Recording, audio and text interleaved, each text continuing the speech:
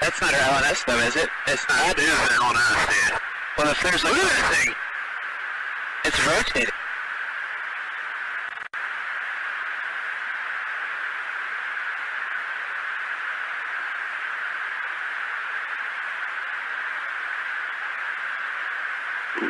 Nickel 6-1 Tango Project, over. Oh, got it! Woohoo!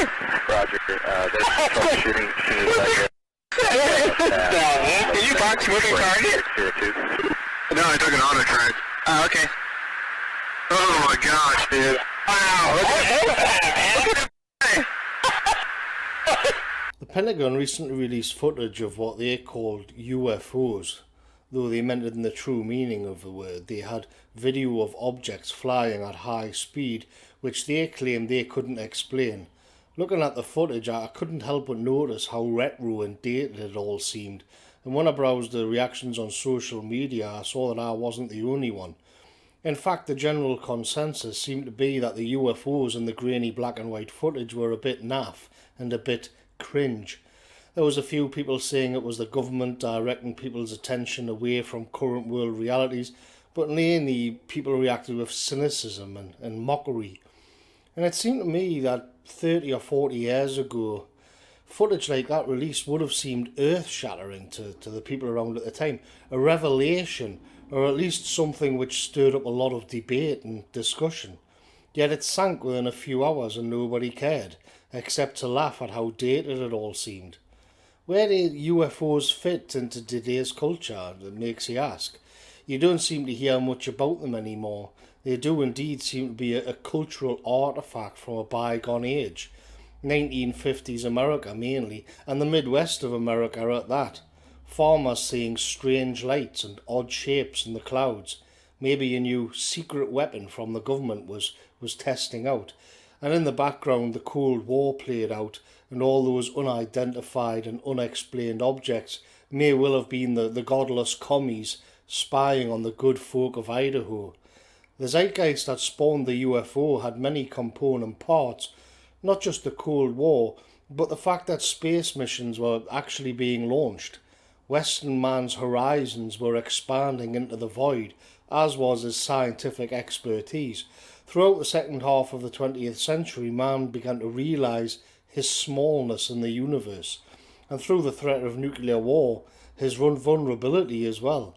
We had just one planet, and that planet was nothing but a mote of dust in a vast godless nothing. And popular scientists like Carl Sagan promoted the smallness of man to massive audiences. According to people like Sagan, a nuclear war on Earth would be the end of life on Earth. But to the universe it would be not much more than a match going out. It was meaningless and insignificant. Even science fiction as a popular form came into its own during these decades, and it's fair to say Hollywood actively encouraged the UFO hysteria. But then again, scientists did actually have perfectly sensible arguments that life did actually exist elsewhere in the cosmos. It was just a numbers game, really. The chances of primitive life emerging on a planet were tiny, let alone advanced intelligence, but the universe was so massive and there were so many planets out there that life, and even life more advanced than human, was a statistical certainty. Believing in aliens was therefore rational, once you knew the numbers and scales involved. In Hollywood, movies of the era, the UFOs and aliens were very often just a stand-in for the Soviet Union. On a more sophisticated level, it questioned whether the government was to be trusted, as in the Area 51 and Roswell conspiracies, or the idea that UFOs were advanced spying equipment. Or maybe it was the fact that alien life probably was out there, according to the scientists. But in every case, it spoke to an us and them mentality. We knew who we are, we also know who we're not. But we do know we're vulnerable, whether from atom bombs or a death ray.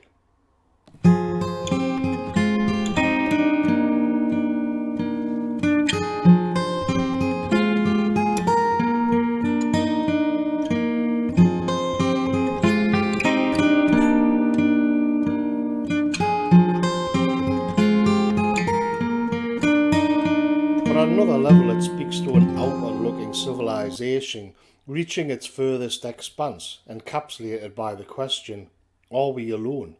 The culture surrounding UFOs and aliens went mainstream in the 90s. X-Files turned the deep lore into one of the most popular cultural products of the era. But with the 90s came Generation X, and with Generation X came irony. Lots of irony.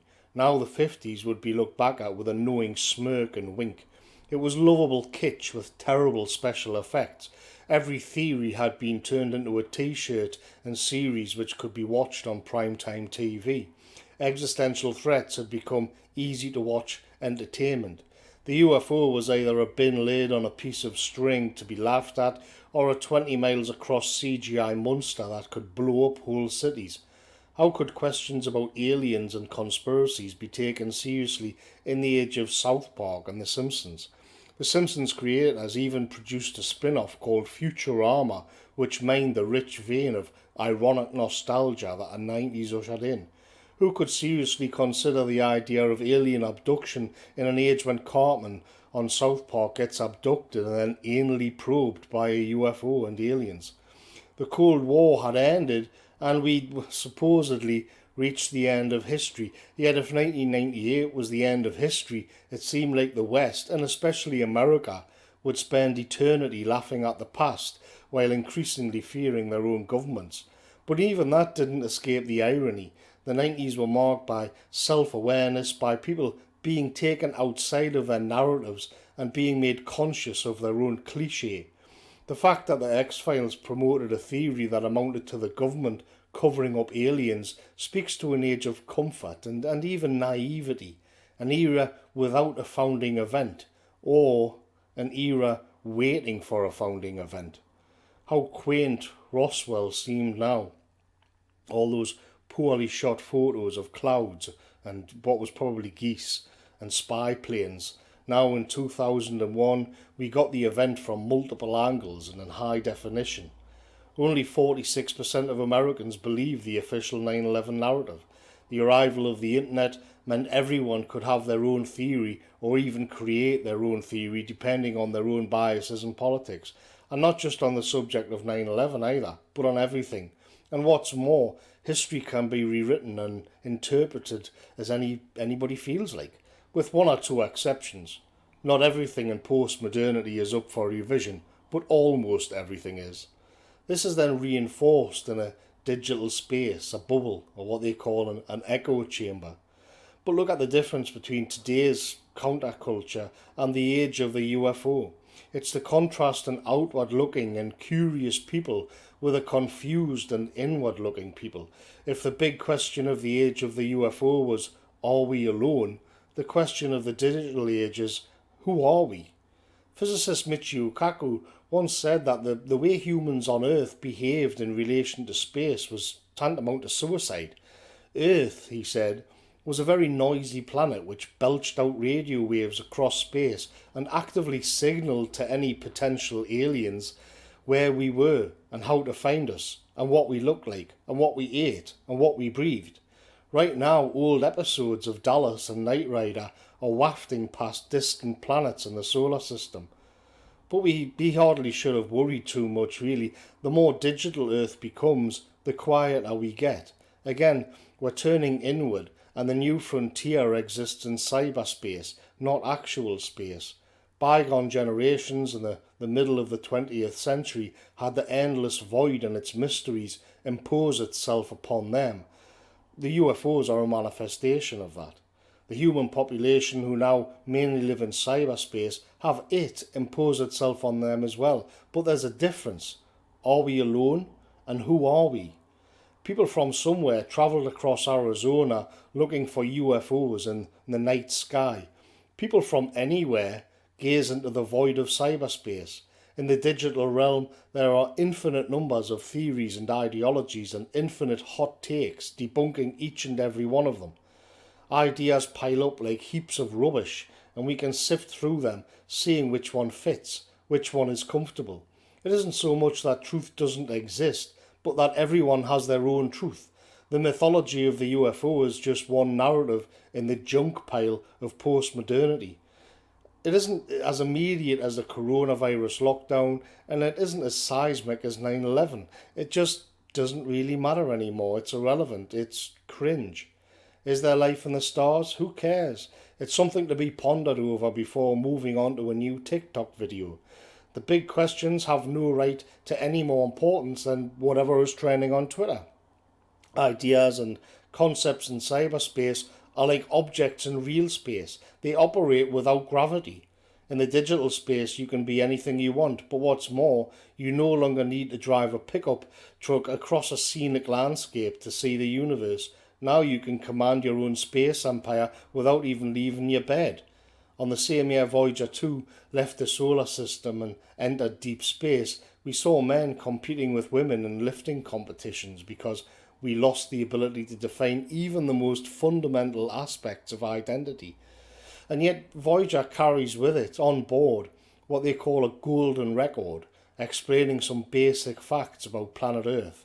The golden record's symbol of humanity is a European man and a European woman standing naked side by side. Today, most European men and women probably don't know or care that their symbolic form is hurtling through interstellar space at 15 kilometers a second. They're too busy looking into cyberspace. And anyway, what is a European? What is a man? What is a woman? It's almost to compare two completely different civilizations, yet they're just a few decades apart.